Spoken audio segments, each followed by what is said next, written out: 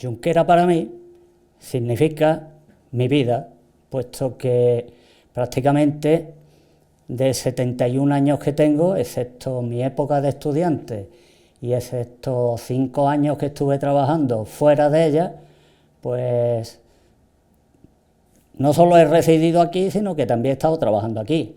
Entonces, mi mujer es de aquí, mis dos hijos han nacido aquí y hasta mi nuera, o mis dos nueras ya, pues son de aquí, con lo que el pueblo significa para mí, como digo antes, no solamente mi vida, algo más, porque no solamente he vivido, sino que he trabajado y he formado una familia y, en fin, y la verdad es que me he sentido siempre muy a gusto. Aunque nadie es profeta en su tierra, eso es verdad.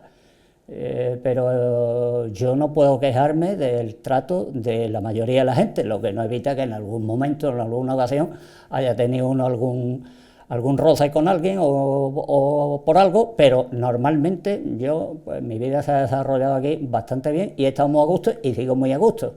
Y muchas veces pienso ya, a la edad que tengo, pues ya piensa uno ya en el momento en que uno ya no pueda, no pueda valerse por sí mismo, entonces y necesite la ayuda de otros, y ya muchas veces plantea decir, tendré que irme de aquí, y bueno, la pregunta queda en el aire, indudablemente no se puede contestar hasta que no llegue el momento.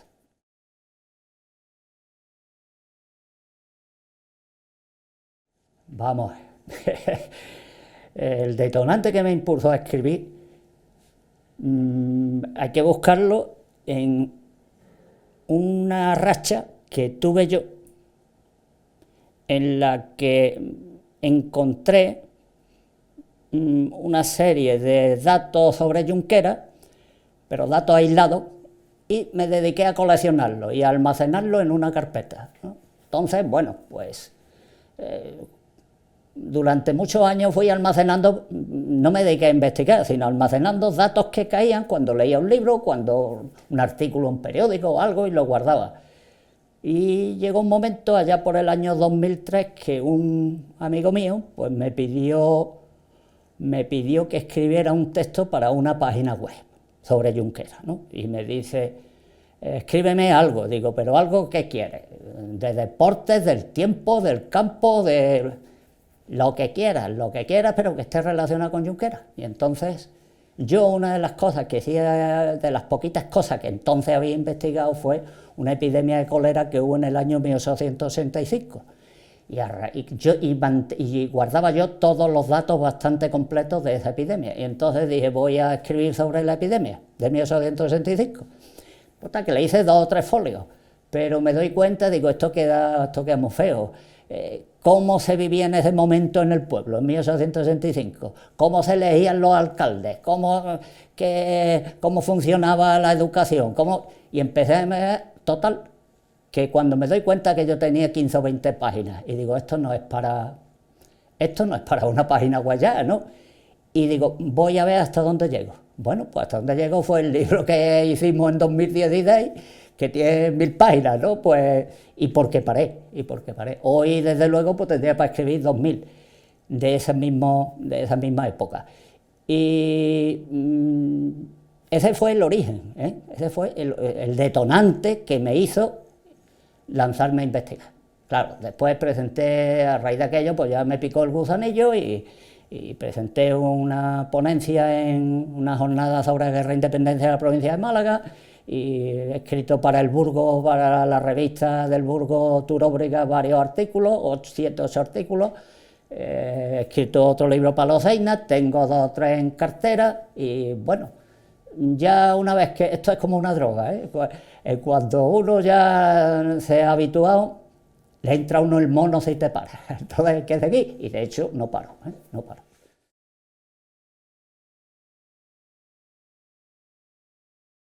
Yo estaba convencido, cuando yo empecé allá por el año 2003, 2004 con esta historia, yo estaba convencido de que era imposible escribir algo sobre Junqueras. Vamos, algo, quiero decir, un volumen sobre Junqueras, porque hasta entonces lo único que había hecho era la obra de Nicolás Cabrillana, Morisco y Cristiano en Junqueras, que yo creo que marcó un precedente Y no solamente marcó un precedente, sino que se publicó una obra que yo creo que es imprescindible, no solo para los junqueranos, porque trata una historia de Junqueras, sino para los investigadores en general y para los lectores en general, porque Morisco y Cristiano en Junqueras, para mí, es algo más que la primera obra histórica que se ha escrito sobre Junqueras.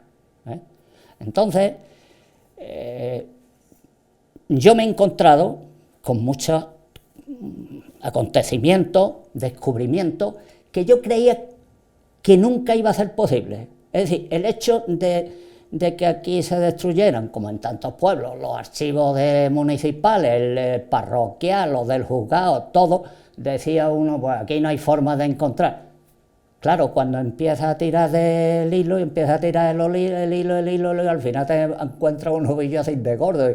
Y es verdad que hay desparramado por multitud de archivos, multitud de acontecimientos sobre Junqueras, sobre cualquier pueblo, porque esto ocurre en muchos pueblos. Ocurre en Cazarabonela, ocurre en Lozaina, ocurre en Toló, el Burgo, que son los pueblos vecinos y en los que yo me he encontrado mucha documentación por el estilo. Pero hay una cosa que una vez me llamó mucho la atención y me puso incluso el vello de punta. Nosotros siempre nos hemos sentido, ya parece que menos, pero años atrás nos hemos sentido siempre muy orgullosos de la torre, esa que ahora llaman Torre Vigía, que no es una torre vigía, pero bueno, y la que nosotros siempre le hemos llamado el castillo, aunque no sea un castillo. Y los orígenes, que si son árabes, todas las referencias que son de origen árabe. Hay una revista, Castillos de España, donde te presupone, no lo dice, no lo afirma taxativamente, pero presupone que era de origen musulmán. Bueno, pues yo me encuentro un catálogo, hay un catálogo del archivo del Congreso de los Diputados. No está disponible la documentación en internet todavía, pero estaba el catálogo y leo allí que hay un manifiesto de la Comisión Territorial de Junqueras en 1812. Yo sabía de qué iba la Comisión Territorial, quién era el autor, teniente coronel, y digo, pues esto tengo yo que verlo. Total, que di los pasos necesarios para poder ir a investigar allí al Congreso de Diputados. Requiere una serie de requisitos. Cuando me dan el permiso, voy allí. Pido más documentos, y allí encontré yo muchísimas cosas. Pero uno de los que encontré fue este documento, y en él se narraba cuál fue el origen, los medios utilizados, quién ordenó la construcción de esta torre. E incluso decía que allí no había ningún edificio, ni edificación anterior, ni nada, en fin, sobre aquello. Y leyendo aquello, me acuerdo que estaba en la sala de lectura del Congreso de Diputados, tenía unos focos de estos bajitos sobre las mesas, y me hago así, me miro, porque era verano, y llegó en manga corta y se me puso el vello de punta.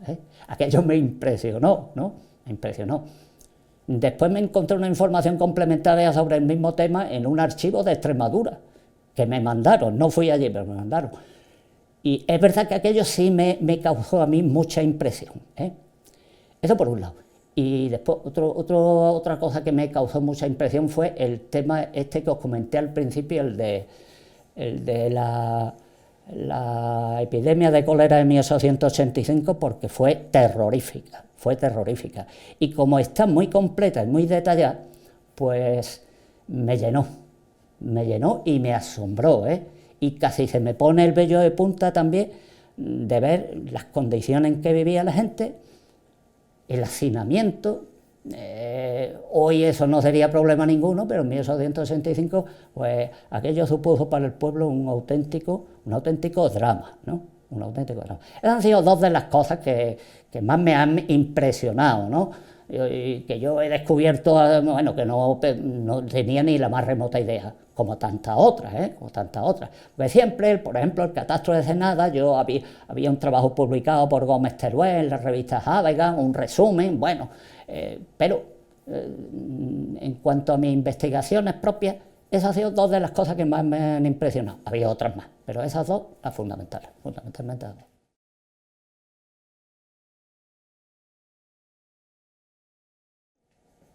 Al principio iba a ser una historia de Junqueras ambientada en el siglo XIX, pero claro, en el siglo XIX me doy cuenta de que el comienzo del siglo XIX, hasta la tercera parte de 1833, pues prácticamente se vive en el absolutismo, aunque haya épocas liberales, pues se vivía en el absolutismo. Y después entra el régimen liberal y entonces dije, no, voy a tratar de comparar las dos situaciones políticas que se vivieron en el país, en Junqueras. Cómo se vivía en Junqueras antes de 1833, es decir, antes de la muerte de Fernando VII, y cómo se vivía después. Cuando digo cómo se vivía, quiero decir pues las actividades económicas, culturales, sanitarias, judiciales, todo este tipo de cosas, ¿no? Y bueno, pues me lié a investigar, y encuentro el Archivo Municipal de Málaga, que hay una documentación exagerada por la cantidad. ¿Por qué? Pues porque como Junqueras fue villa jurisdiccional de Málaga, es decir, era un señorío del Ayuntamiento de Málaga, más o menos hasta 1815, pues cualquier decisión importante que se tomaba en el pueblo, la documentación que se generaba aquí, se cogía una copia y se mandaba a Málaga porque tenía que aprobarla el Ayuntamiento de Málaga. Gracias a eso, pues me encuentro un volumen de documentación impresionante. Por ejemplo, el tema de la nieve, de la explotación de la nieve, que yo no sé las páginas que le dediqué al capítulo, muchísimas, pues gracias precisamente a que era el Ayuntamiento de Málaga quien comercializaba la nieve y quien se llevaba toda la nieve legalmente, porque después había algunas partes que ya sabemos como en todos lados, ¿no? Bueno, pues esto ha sido mi intención era, voy a tratar, como os decía al principio, comparar cómo vivía la gente de Junqueras antes y después de esa fecha de 1833, que se supone que se acabó el absolutismo. Bueno, no es tarea fácil, me encuentro un problema muy gordo, y es que desde 1815, en que la villa de Junqueras deja de pertenecer a Málaga, es decir, se vuelve independiente en su jurisdicción, ya no se manda documentación fuera. Al no mandar documentación fuera, nos encontramos con un vacío desde 1815 a 1835, un vacío impresionante de documentación sobre, y bueno, en la villa Losaina le pasó lo mismo, era Isla de Cazarabonela, que eran de la jurisdicción de Málaga, mientras que estuvieron bajo la jurisdicción de Málaga, pues se mandaba mucha documentación allí. Esto ha sido en líneas generales lo que yo destacaría del libro que hice. En fin, estar hablando aquí un rato sobre el tema, pero no creo que... Vamos a dejarlo en esto como lo más destacado a la pregunta que me ha hecho.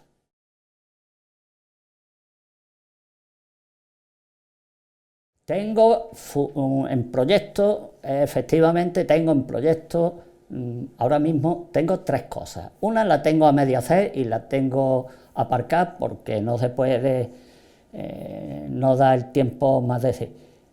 Y tengo 2 trabajos prácticamente, pues, como diría, uno está casi al 98% casi terminado y otro que está a un 90%. Uno va de la guerra de independencia en Junqueras, como tú apuntabas, y no solamente en Junqueras, yo lo titulo Junqueras y el sur peninsular en la guerra de independencia. Y otro es una biografía de uno de los generales de la guerra de independencia que estuvieron en Junqueras, que es el general Ballesteros, ¿no? El general Ballesteros yo he estado buscando y no he encontrado ninguna biografía extensa, ningún libro con una biografía. Hay referencias, biografías de 2 páginas, de 3 páginas, con una cantidad de datos erróneos impresionantes, y poco a poco, pues a raíz de estar preparando el libro sobre la guerra de independencia en Junqueras, decidí incluir al final un capítulo con una pequeña biografía de Ballesteros, de este general. ¿Y qué me pasó? Pues me pasó lo mismo que con el tema que os comentaba al principio de la epidemia de cólera de 1865, que lo que eran 15 o 20 páginas, al final se me montan más de 200 páginas. Y digo, ¿esto qué es? Esto ya no se puede incluir aquí, bueno, esto es... Y entonces decidí sacarlo aparte y hacer una biografía de él. Está en contacto con diversos archivos de Zaragoza, del Obispado de Tarazona, que tienen allí, está allí el archivo de su pueblo natal, que era Brea de Aragón. Bueno, el archivo en el archivo militar de Segovia. Bueno, total, que me ha salido, y si me permitís, traigo aquí os voy a enseñar un par de cositas para que veáis, porque sospechaba que me ibais a preguntar algo. Esto es una portada provisional que yo he diseñado, y aquí tengo esta otra. Aquí pues vemos, esta es la biografía de Ballesteros, el pueblo de Ballesteros, Brea de Aragón.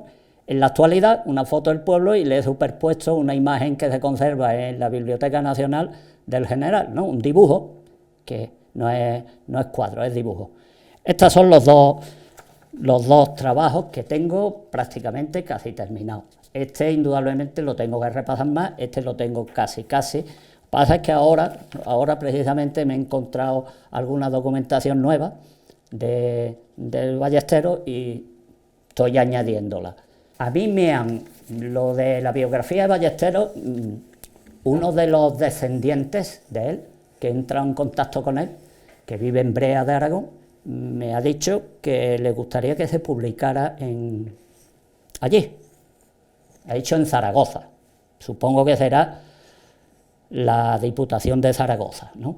Que le gustaría, que él tiene contacto, que tal vez se pueda hacer, pero yo la verdad es que me gustaría hacerlo aquí. ¿Por qué?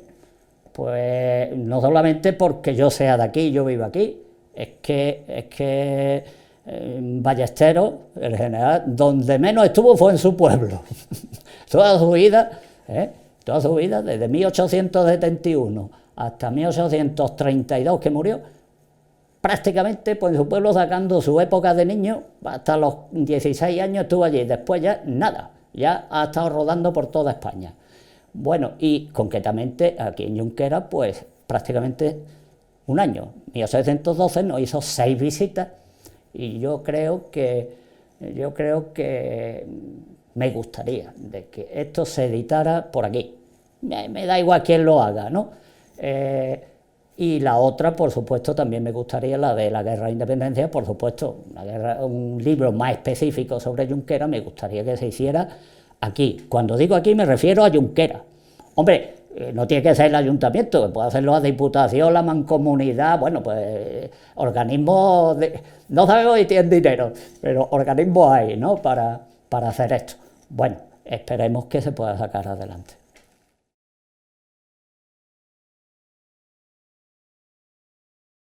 Yo tengo que deciros que el anterior alcalde, José Antonio Vizquez, ya me propuso hacer algo parecido a lo que se hace en el Burgo con la revista, con la Asociación Cultural Turóbriga, ¿no? Hacer una cosa parecida aquí, ¿no? Bueno, él me habló a mí de que él tenía gran interés en sacar adelante aquello, y que por financiación que no había que preocuparse y tal. Bueno, y empezamos a dar. Lo que ocurre es que como él dejó la alcaldía y se fue a Málaga, a la delegación de la Junta de Medio Ambiente, pues ya todos estos proyectos se aparcaron, ¿no? Pero vamos, yo creo que por parte del ayuntamiento o de algún otro organismo oficial no habrá ningún problema para estas cosas, ¿no? No olvidemos que la propia Constitución dice que los poderes públicos tienen que invertir en cultura. Lo dice el artículo 41 de la Constitución, los poderes públicos tienen que invertir en cultura. No dice en estos términos, pero viene a decir esto. Y en este caso creo que todos los ayuntamientos, y concretamente el de Junquera, pues se implicará cuando tenga que implicarse.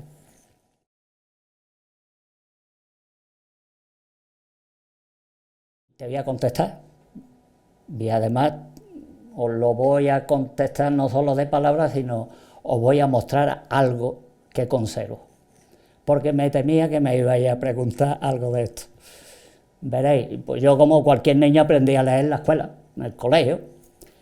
Y sí es verdad que cuando yo tenía 8 o 9 años, es decir, yo nací en el año 1952, pues sobre el año 60, 1961, yo empecé ya a aficionarme a la lectura. Estamos hablando de una época en que no había ni Junquera ninguna biblioteca. En una época en que el colegio, que el mismo que tenemos hoy, no tenía biblioteca, ni tenía libros, nada, ¿no? Sin embargo, leíamos. ¿Por qué? Porque yo tuve un primer libro que no se me ha olvidado. Bueno, yo y toda la gente, todos los niños y niñas de mi edad, que os lo voy a mostrar.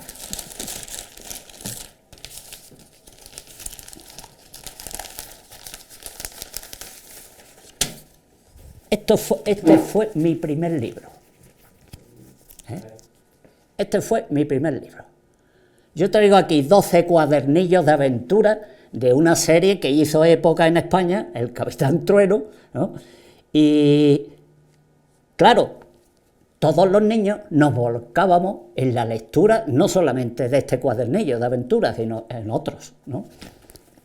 Estos son los originales, ¿eh? Esta colección se lanzó en el año 1956. Yo tenía entonces 4 años, no podía leer, ¿no?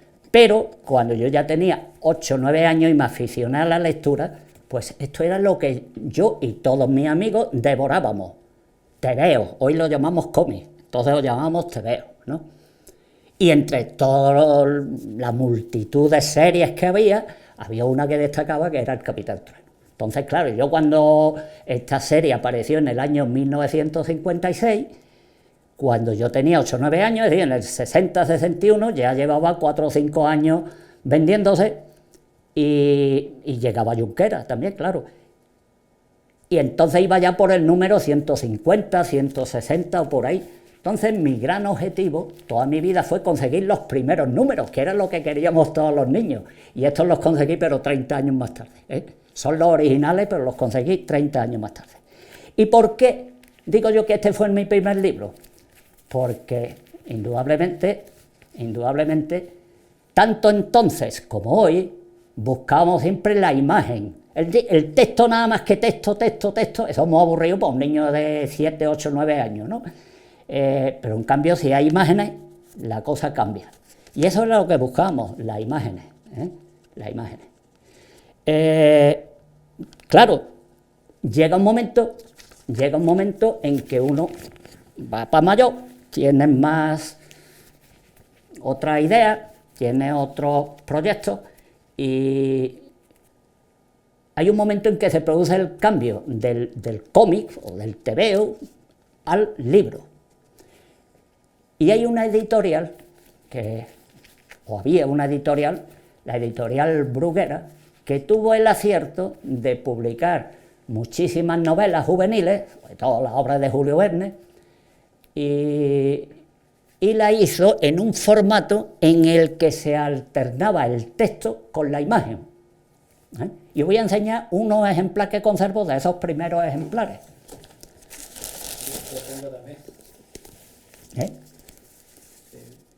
Este libro pertenece a una colección que se llamaba Colección Historias, la colección Historias. ¿Y qué tiene de particular? Pues es un libro que tiene texto, pero cada 4 páginas aparece una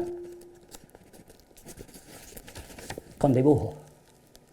Es decir, hay imagen, como en el tebeo. Lo que pasa es que ya se alterna texto e imagen. Y claro, esto ya con 12 años pues se leía, 13 años pues se leía el texto, ya también, ¿eh? Entonces esto es fundamental, este tipo de libro, ¿no? Porque es el que nos hace pasar de una cosa muy atractiva como es la imagen a una cosa aparentemente más aburrida como es el texto, ¿eh?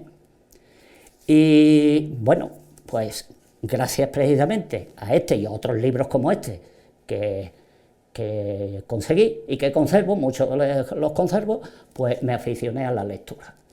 Sobre todo con la obra, tengo que reconocer, con la obra de Julio Verne, ¿eh? Me parece que escribió 86, 87 títulos y creo que los tengo todos, en distintas editoriales, en distintos formatos, pero en fin, conseguí recogerlos todos.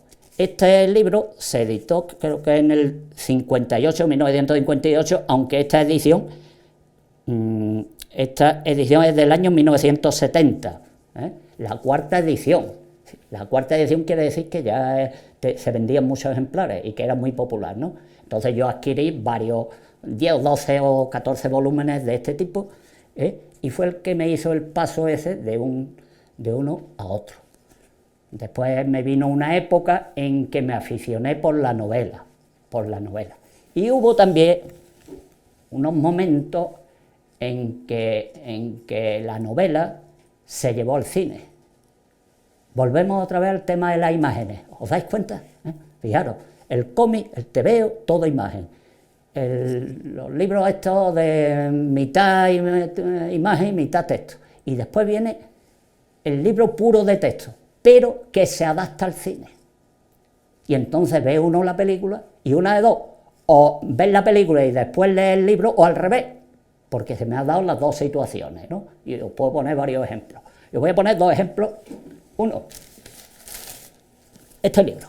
Yo vi la película, Chacal. Este es de Frederick Forsyth, uno de los novelistas más afamados del momento, un escritor prolífico, muy ameno, muy bien argumentado su historia, y mezcla la ficción con la realidad, ¿no? Entonces aquí esto está ambientado en la época en que el general de Gaulle, en Francia, presidente de la República Francesa, tuvo intentos de asesinato por parte de un grupo terrorista. La lleva al cine, veo la película y después veo en una librería, en un escaparate, veo este libro. Valía 50 pesetas en el año, no sé si era 71. Bueno, y lo compro y de entonces lo conservo. Pues leo el libro, como había visto la película, perfectamente, iba yo leyendo, pero iba viendo imágenes. No sé si me captáis la idea, ¿no? Iba viendo imágenes, con una diferencia. Me gusta más el libro que la película. Me gustó más el libro que la película. Después me pasó otro caso al revés. Estando haciendo la mili, estábamos en el Sáhara, Pues allí teníamos una biblioteca muy buena. Como allí la televisión no llegaba, como las emisoras de radio que nos llegaban eran de Canarias, eran muy pocas, y teníamos tiempo para todo allí en medio del desierto, pues gracias a un comandante que había en la unidad en que yo estaba, pues teníamos una biblioteca que todos los meses nos traía una remesa de libros, ¿no? Entonces durante 11 meses me di unos fletes de leer que no os podéis imaginar, Y recuerdo que había un amigo mío que era maestro y era de Castellón, y me comenta un día y me dice: mira, Bardón, lee este libro que está muy bien. Era Tiburón. Todavía no estaba hecha la película. Y bueno, pues efectivamente lo leo y me impresionó, me impresionó. Ahí no había visto yo las imágenes, como en este de Chacal, ¿no? ¿Y qué ocurre? Pues que pasan unos pocos de años, ya me termino la mili, me vengo para acá, y un día aparece en las pantallas del cine Tiburón, y voy a ver Tiburón, claro. Pero yo con la imagen que tenía del libro, y no tiene nada que ver, absolutamente nada que ver, el libro que yo leí con la película. Claro, ¿qué pasa? La película está adaptada para todos los públicos, para ganar dinero, ¿no? Y para que sea comercial, y lógicamente pues hay que prescindir de ciertas connotaciones que en el libro no se prescinde, ¿no? Esos son los dos ejemplos clásicos que yo siempre pongo y por los que he pasado. Y voy a terminar con vosotros con este tema y os voy a enseñar otros dos libros que he traído, porque para mí han sido siempre significativos. Este libro forma parte de una colección que lanzó Radio Televisión Española en el año 1970 o 71, por ahí. Este es 69, este es del 69, ¿no? En colaboración con la editorial Plaza Janés. Estos libros tenían una serie de ventajas. Primero, era muy barato, 25 pesetas valía esto. Claro, se hicieron millones de ejemplares. Tenía 100 números en la colección. Yo compré unos 15, 14 o 15 que los conservo todos, ¿eh? Y recuerdo que este fue el primero que compré, porque yo estaba estudiando bachillerato superior y el profesor de historia que teníamos nos mandó a hacer un trabajo sobre los descubrimientos, las investigaciones que se llevaban a cabo en África, en el este de África, buscando el origen de la humanidad, ¿no? Y entonces acababa de salir este libro y claro, lo recogí, lo compré. Tengo aquí textos, ahora lo he estado viendo, hacía ya mucho tiempo que no lo veía, tengo textos subrayados a lápiz de lo que me interesaba, total, que hice un trabajito, porque había que hacerle un trabajo del libro que leyera, ¿eh? Y este para mí, a raíz de este, pues ya compré algunos más, el Lazarillo de Tormes, Eloísa está debajo de un almendro, porque había distintos tipos de temáticas, en esto no era solamente temas científicos. Y aparte de este, os voy a enseñar, por último, pues un ejemplar que yo creo que es el primer libro que yo compré. No estoy seguro al 100%, pero casi, ¿eh? El primer libro que yo compré, ¿eh? Claro, esto, las guerras comanches, ¿no? Las guerras comanches. Bueno, estamos para un niño, lo veo con 16, 15, 16 años, pues, o 14 años, pues era una cosa muy interesante porque entonces estábamos muy condicionados por las películas del oeste. El cine, veíamos aquí en Junquera había cine que se daba una función los jueves y otra los domingos, y raro era en la semana que nos ponía una película del oeste. Claro, la película del oeste, eso lo tenía uno grabado, y veo este libro, tenía que ser muy barato, no me acuerdo. Bueno, el precio lo pone aquí, 20 pesetas. Y la edición, no sé si será del 65, 1965. Yo creo que este fue el primer libro que yo compré en propiedad para mí, ¿no? Había unas novelitas del oeste, había unas novelitas de terror, de policíacas, pequeñitas, en un tamaño de bolsillo, que las traían a un kiosco que había aquí, pero las alquilaban, no las compramos. Entonces por una peseta la compramos y la teníamos una semana, la leíamos, la devolvíamos, nos llevábamos otra, ¿no? Pero no te quedabas con ella. Este ya fue mío y lo conservo. La verdad es que lo leí entonces y no he vuelto a leerlo más. Cualquier día de esto que te aburría lo veo. Bueno, pues en líneas generales estos fueron mis comienzos en la lectura. Tengo que añadir algo más, muy importante, tengo que añadir algo más. Y es que en esa época, estoy hablando de los años finales de los 50 hasta mediados de los 60 o por ahí, o casi finales de los 60. En esa época, imágenes por televisión muy pocas. La televisión llegó a Junquera en el año 1963. Y primero la programación era muy corta, se cortaba por las tardes, se abría a las 1:30, se cortaba a las 4, después se abría a las 7 y hasta las 11 de la noche. Esa es la programación que teníamos, una sola cadena. Y había muy pocos televisores, con lo que tampoco había posibilidad de decir, bueno, vamos a echar 3 horas viendo la televisión. Entonces había que refugiarse en la lectura, no quedaba otra cosa. Y había un periódico, muchos periódicos, pero uno que se recibía en Junquera, y mi padre lo recibía, estaba suscrito, que era el ABC. El ABC, a diferencia de otros periódicos, tenía una cosa importantísima, que es que las 8 o 10 primeras páginas tenía fotos e imágenes, y las últimas 8 o 10 páginas. Entonces, fijaros otra vez, la imagen, A mí me resultaba atractivo el periódico porque como traía imágenes en esas 8 primeras páginas, en esas 8 últimas páginas, pues yo veía y leía los titulares que acompañaban a las imágenes. Pero claro, después algunas veces me interesaba ampliar las noticias, ¿no? Y recuerdo, no se me ha olvidado, que en el año 1961, en Sevilla, estaba en el norte de Sevilla, lo atravesaba un arroyo que eso no lleva agua nunca, llamaba el Tamarguillo, no sé, me parece que ya ha desaparecido. Y el Tamarguillo dio en noviembre de 1961 a hincharse de agua y se inundó media Sevilla de entonces, claro. Con un arroyo, pero claro, fue la lluvia, estaría el agua encauzada de la forma que fuera.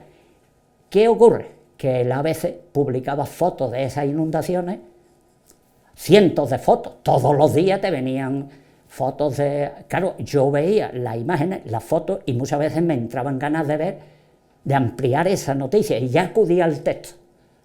Con esto quiero decir que este periódico nos sirvió, y no solamente a mí, yo cuando todas estas vivencias mías son aplicables a otros amigos y compañeros, gente de mi edad, pues acudíamos al ABC, y también el ABC fue un instrumento de ayuda a la lectura, a aprender a leer, más que a aprender a leer, ¿no? Junto con los tebeos, yo para mí creo que la prensa de la época, especialmente el ABC, repito, porque después había otros periódicos, El Sur mismo, que ya llegaba aquí a Junquera, pero muy pocas imágenes y muy pocas fotos, por supuesto todo en blanco y negro, y aquello nos ayudó mucho, no solamente a aprender a leer, sino a aficionarnos por la lectura, ¿eh? Y si os dais cuenta, en todas estas anécdotas que os he contado, pues la imagen juega un papel fundamental, lo mismo que hoy. Hoy decimos, estamos inundados de imágenes, cierto, pero también en nuestra época, cuando éramos pequeños, también había imágenes y también las buscábamos y también sabíamos sacarle partido a las imágenes y al texto, ¿eh? Estos fueron mis orígenes, no sé si me lo he aclarado, no he querido traer más cosas porque es verdad que todo este material lo conservo, lo guardo, bueno, con mucho cariño y lo tengo muy bien archivado y preparado porque me trae, me lleva a esos momentos, esos primeros momentos en que me volqué con la lectura. Una cosita más. Yo tengo que añadir, porque me preguntaba al principio que por qué tipo de lectura, pues depende de las etapas de la vida, ¿no? En esos primeros momentos las lecturas juveniles, como la de Julio Verne, la de Sandokan, pues este tipo de libros de aventuras. Después, pues me aficioné poco a poco por los clásicos españoles, aunque los clásicos españoles no creáis que cualquier clásico, ¿eh? Y incluso algunos extranjeros. Lo que pasa, por ejemplo, Tolstoy, que tengo yo en mi casa el libro Guerra y Paz, me he puesto a leerlo 4 o 5 veces. No paso de la página 15 o 20.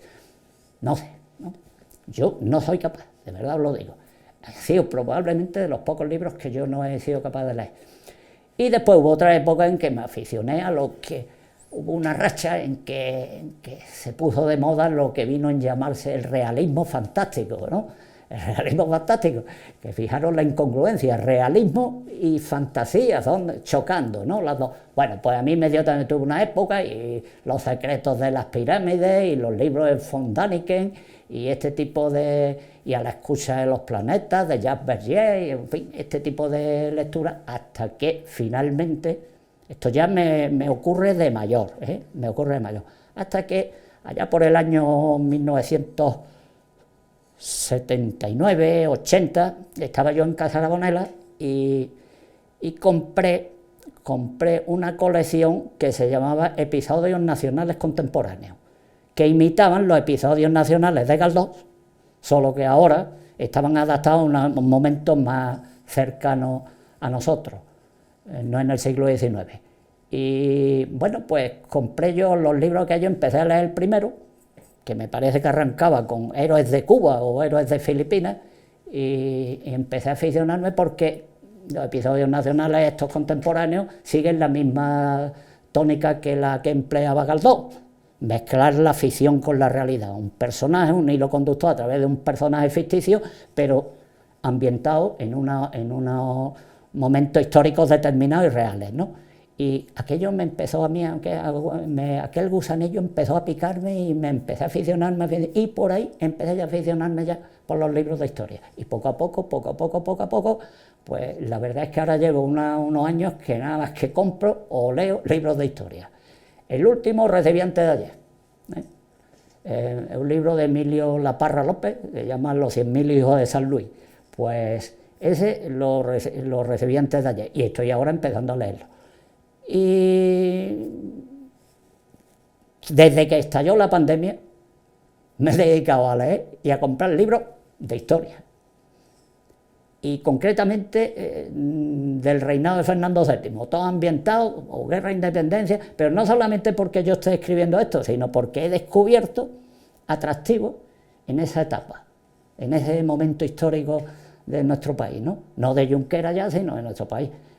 Y la verdad es que cualquier libro de ese tipo que cae en mis manos, pues lo devoro. Ayer, sin ir más lejos, estuve en Málaga, fui a Málaga a otro asunto, y me pasé por la biblioteca Cánova del Castillo porque había localizado allí un libro que tenía yo ganas de ver, y de Miguel Artola, que se llama La España de Fernando VII.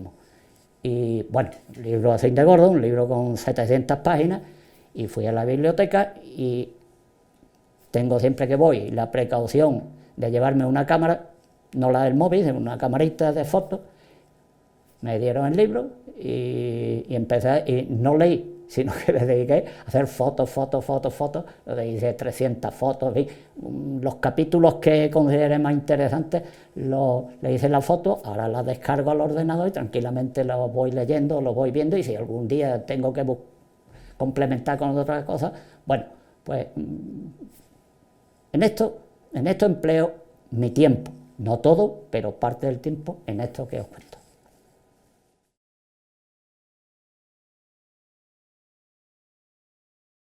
Vamos a ver, mira, un libro, ¿qué significa un libro? Me pregunta. El 23 de abril se celebra el Día del Libro, ¿no? Se celebra el Día del Libro. ¿Por qué se escogió el 23 de abril? Dicen que fue el día que murió Cervantes, Shakespeare y el Inca Garcilaso de la Vega. Pues la verdad es que no. El Inca Garcilaso de la Vega se murió el 23 de abril. Cervantes murió el 22, lo que pasa es que se enterró el 23 de abril de 1616. Y Shakespeare murió el 23 de abril, pero según el calendario juliano, no el gregoriano. Es decir, cuando muere Shakespeare, en Inglaterra todavía está en vigor el calendario juliano, no el que utilizamos ahora, que es el gregoriano. Entonces, da la casualidad de que muere el 23 de abril. Bien, yo creo que las fechas es lo de menos. Vuelvo a lo que empecé. ¿Qué significa un libro para mí? Según la UNESCO, instituyó el Día del Libro porque había que fomentar la lectura y había que proteger los intereses de los editores, lógicamente, y por supuesto los derechos de autor, los intereses también de los autores. Pero yo aparte de estas cosas que nos dicen los medios oficiales, yo destacaría algo más. Un libro representa para mí, porque estas son cuestiones muy subjetivas y lo que para mí tiene un valor, para otra persona tiene otro valor completamente distinto. Entonces, yo diría que un libro para mí es, hoy, no voy a decir en otra época de mi vida que a lo mejor tenía otro concepto, pero hoy, con la edad que tengo, con 71 años, para mí un libro es algo más que la televisión, es algo más que internet, es algo más que cualquier medio de distracción, pero al propio tiempo es una fuente de aprendizaje. Está demostrado que la persona que lee mucho tiene una mejor ortografía que la que no lee. Eso está clarísimo. Entonces, no solamente inconscientemente aprendemos ortografía, es que aprendemos a redactar y sobre todo aprendemos a pensar, porque el objetivo de un libro siempre tiene que hacer, creo yo, que la persona que lo lea piense, recapacite, se le ocurra algo, que el libro le diga algo. Si un libro no te dice nada, bueno, entonces no lo lees. Pues vuelvo a poneros el ejemplo ese famoso que me ha ocurrido, el de Tolstoy. Yo, Guerra y Paz, no he podido leerlo. Bueno, mientras que no lo lean no me va a decir nada, eso es evidente. Y si no me dice nada, corto, como me pasó, ¿no? Me ha pasado varias veces. Pero por regla general, yo para mí, un libro es algo que me ayuda a pensar y que me propone razonar. De hecho, yo a mi gente, cuando digo mi gente me refiero a mi hijo, a mi mujer, a mi familia, yo siempre le tengo dicho, a mí cuando no regalarme nada, pues yo ni quiero ni santo, ni cumpleaños, ni nada, pero si alguna vez me regaláis algo, a mí me regaláis un libro, el que sea. Como ellos saben mi gusto, pues normalmente siempre coge algo que saben que lo voy a leer. De hecho, en Navidad pues me regalaron mis dos hijos, cada uno me regaló un libro, dos temas, uno de política y otro de historia, pero bueno, ¿por qué? Porque yo se lo tengo dicho, a mí no me regaláis otra cosa, a mí no me regaláis un tipo, un libro.